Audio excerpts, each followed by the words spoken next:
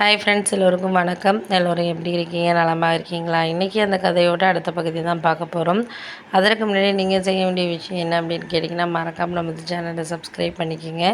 கீழே இருக்க பெல் பட்டனையும் கிளிக் பண்ணுங்கள். அப்போ தான் போடக்கூடிய வீடியோக்கள் எல்லாமே உடனுக்குடனே உங்களுக்கு நோட்டிஃபிகேஷன் வரும். ஸோ மறக்காமல் சேனலை சப்ஸ்கிரைப் பண்ணிவிட்டு வீடியோ பாருங்கள் ஃப்ரெண்ட்ஸ். வாங்க நம்ம கதைக்குள்ளே போகலாம்.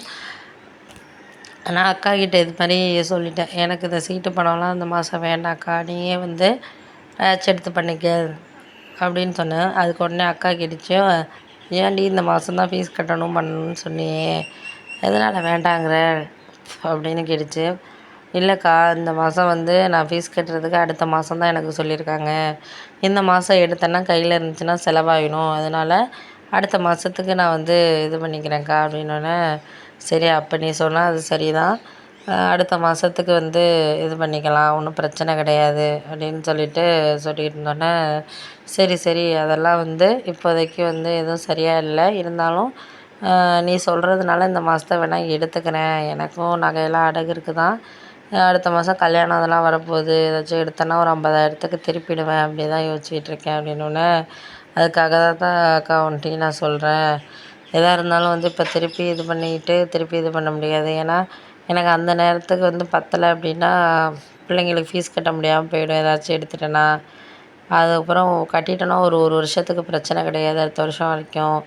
அதுக்காக தான் மொத்தமாக சீட் எடுத்து அப்படியே ஃபீஸை கட்டி விட்றலாம் அப்படின்னு பார்க்குறேன்க்கா அப்படின்னோடனே, சரி அதுவும் கரெக்டு தான், நீ செய்கிறதும் கரெக்டான விஷயந்தான், இருந்தாலும் கொஞ்சம் ஃபீஸு தான் கொஞ்சம் அதிகமாக வர்ற மாதிரி இருக்குது அப்படின்னோடனே, அதுக்கு என்னக்கா பண்ணுறது, நம்ம படிக்கலை, பிள்ளைங்களெல்லாச்சும் ஒரு நல்ல ஸ்கூலில் படிக்க வைக்கிறான், அதோட பெரியவன் நல்லா தான் படிக்கிறான் ஓரளவு.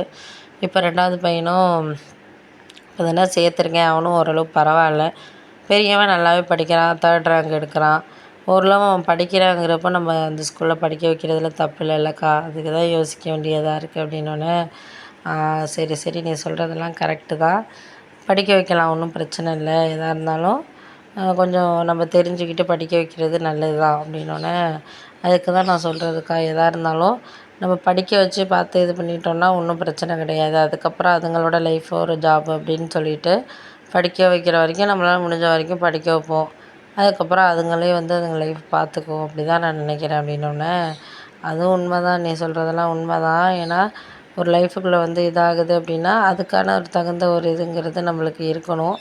பார்ப்போம் என்ன ஏதுன்ட்டு பார்ப்போம், முடிஞ்ச வரைக்கும் நம்மளால் இது செய்ய முடியுதா, பண்ண முடியுதா அப்படிங்கிறது பார்த்து இது பண்ணுவோம் அப்படின்னோடனே, சரி சரி அதெல்லாம் நீ ஒன்றும் கவலைப்படாத, நான் எல்லாத்தையும் பார்த்து ஓரளவு பார்த்து இது பண்ணிக்கிறேன் அப்படின்னோடனே, சரி சரி ஏதோ சொல்கிற, முடிஞ்ச அளவுக்கு ஏதாச்சும் பார்த்து முயற்சி பண்ணாலே போதும், அதுக்கு அடுத்தது என்ன வேணாலும் நம்மளுக்கு முயற்சி பண்ணாலும் கிடைக்காத விஷயங்கள்ங்கிறது இல்லை, முயற்சி பண்ணால் கண்டிப்பாக கிடைக்கும், கிடைக்காம இருக்காது, ஆனால் அது கொஞ்சம் டைம் ஆகும் அவ்வளோதானே தவிர எதுவுமே கிடைக்காம நம்ம வாழ்க்கையில் போயிடாது, ஒன்றும் கவலைப்படாத, எல்லாமே நம்மளுக்கு எல்லாம் சேர்ந்து ஒன்று சேர்ந்து வரும் அப்படிங்கிற மாதிரி சொன்னோன்னே, அதுக்காக நம்ம ஒன்றும் பண்ண போகிறதில்ல, இருந்தாலும் அந்த நேரத்தில் அந்த இடத்துல நம்மளுக்கு சரியான ஒரு இதுங்கிறது, நம்மளுக்கு தேவையான விஷயங்களை நம்ம நம்பி வாழ்க்கையில் போகிறது தான் நல்லது அப்படிங்கிற மாதிரி எங்கள் அக்காகிட்ட நான் சொன்னேன்.